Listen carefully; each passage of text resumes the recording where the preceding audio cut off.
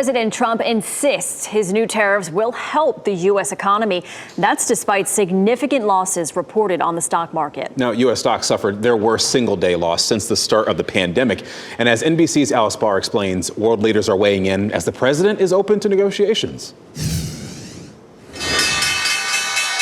Amid a major market sell-off Thursday, marking Wall Street's worst day since the depths of the pandemic, President Trump downplaying the reaction to his sweeping new tariffs, arguing the economy is like a sick patient in recovery. The operation's over, and now we let it settle in. The global trade war, though, only ramping up, with China announcing a matching 34% tariff on all U.S. imports as trading partners from the European Union to the U.K. and Canada prepare to retaliate. That it's intended and will cause maximum impact in the United States. President Trump suggesting the tariffs could change, framing them as a negotiating tool with other nations. We're taking it to a whole new level because it's a worldwide situation.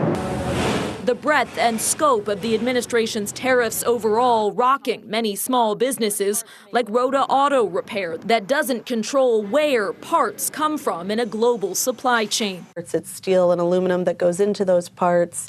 It's where those parts come from and are sourced. All of that expected to drive up prices, and Democrats are hammering the impact on American consumers. The Yale Budget Office projects that it will cost the average family $3,800 more this year. A new jobs report shows stronger than expected hiring in March and a slight increase in unemployment before the full tariff picture hit. As forecasters like J.P. Morgan up the chances of a global recession, administration officials are making a full court press to reassure. We're reinvesting in the United States of America. Adamant the tariff strategy will bring American manufacturing and jobs back to the U.S., a process economists warn may take years.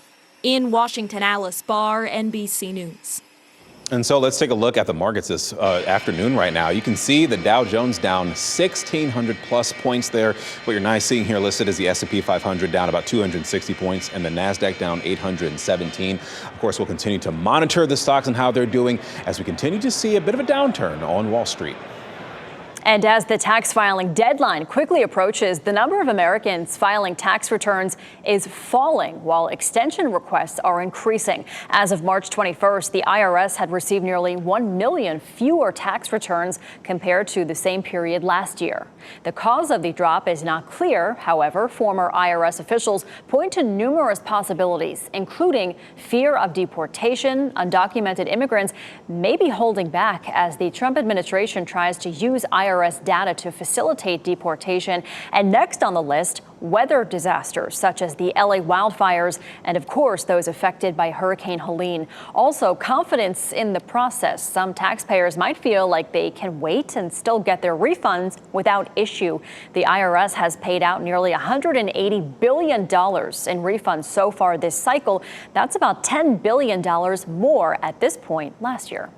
Yeah, out front of Macy's here, literally the shopping mecca of New York City. A lot of folks coming out to buy stuff on a day in which obviously we're going to be seeing prices going up over the next couple of weeks because of the tariffs that President Trump is now imposing. I talked to a lot of folks out here and they mentioned the word depressed, worried about what the economy holds in the future, worried about costs going up as well. Others, though, telling me they trust Donald Trump and the decisions that he's making about this economy, and it's about time they right-side some of the prices. Let's take a listen to some of what they had to say, and then we'll talk on the other side. How are you feeling about the economy right now? Markets took a major tumble. Are you worried? Yeah, I mean, it's concerning, but with Trump ruling everything, I have no worries because I totally trust him. There's a lot of uncertainty right now.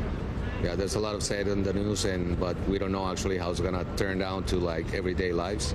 So we'll see. It's expectations. And so you heard from that last individual that a lot of folks are also unsure about what may come, right? Because we don't necessarily know how high prices are going to go or how the market is going to go over the next couple of days. Obviously, the market is incredibly reactive to the news coming out of the White House, but nonetheless, things they feel may level out. So very much a wait and see, it seems, in the retail world here in Manhattan. Back to you.